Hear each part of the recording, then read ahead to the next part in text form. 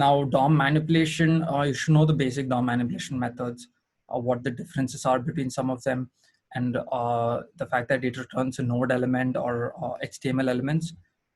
So not all of them are not supported of higher order functions. I think one or two might have some one function, but not everything. So if you want to return this as an array, you have to do array.isArray, array.from, and then take the return elements of these.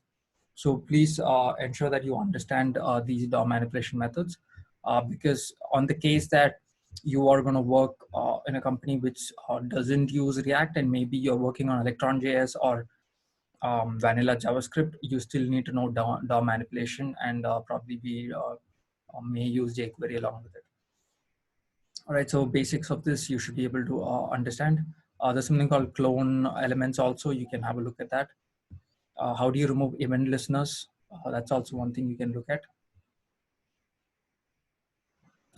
But yeah, you should be comfortable working with this, and try to use more of create element methods rather than using HTML, inner HTML, because inner HTML will require you to parse elements.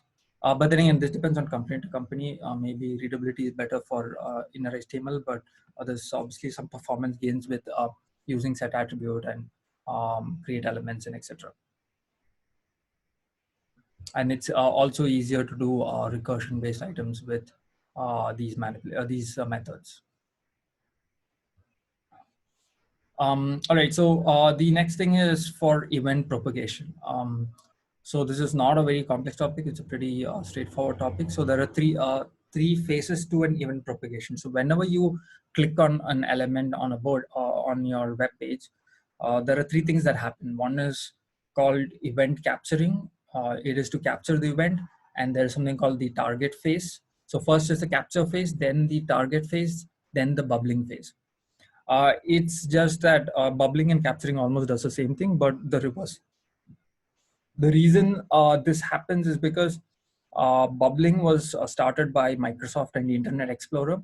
Capturing was implemented by Netscape during the time, I think, early 2000s or before 2000s.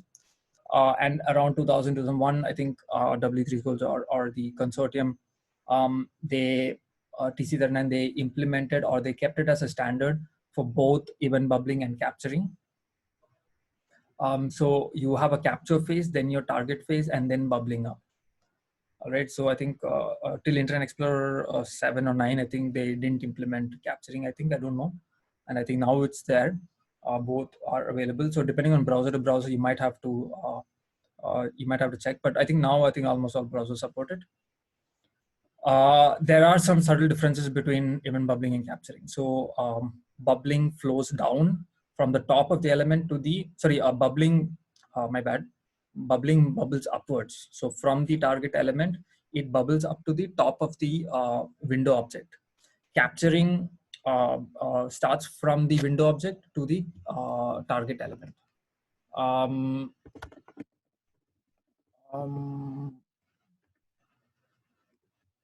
think, yeah, so if you look at this, this is from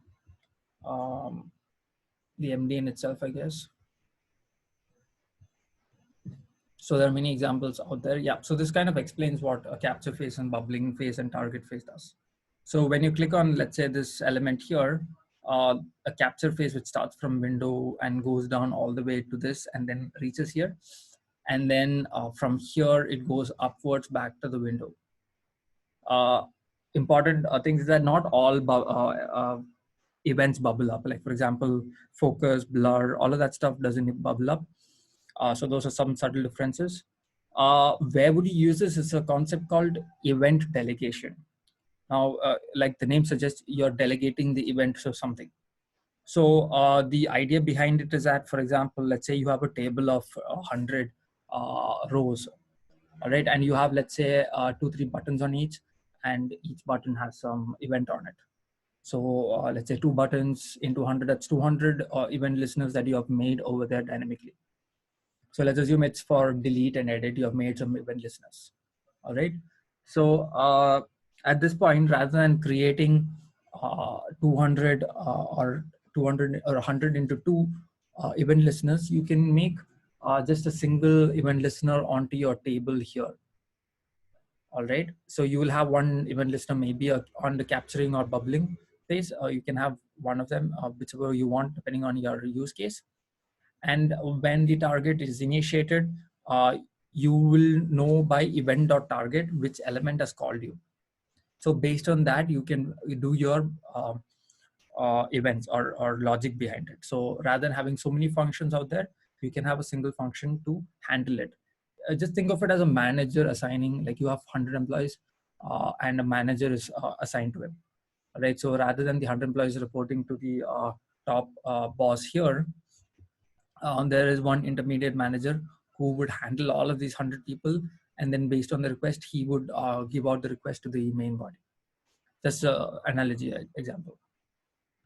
You should also know how to create a capture event and a bubbling event. It is basically in your event listeners, add event listeners, you can pass a true element to the last argument. So there's a third argument which you can do. And from there you can, yeah, so if you do true, if you do this, for example, as the third argument, you can get it as a capture event. So capture events don't get fired if it's a bubbling phase. It only gets captured if in the capturing phase. All right. So you should also remember that. So revise through this. This is also sometimes a topic, especially for front end. They would generally ask this question because this comes under a lot of optimization, and you generally get this one particular question where yeah, I think this might get it. So they give you three division elements, all right, three div elements, with each of them has an on click on it with alert form p div, right? So if you click on this, they would ask you what would be the output. So what happens is we know event capturing happens first, then the target phase, then the bubbling phase. So generally all of your on clicks are on your normal event listeners. So you would get P alert P first, then div, then form. So you can see that you clicked on this, you get P, div, form. All right. So you should be able to answer these questions also. There's also another pretty common question that you get.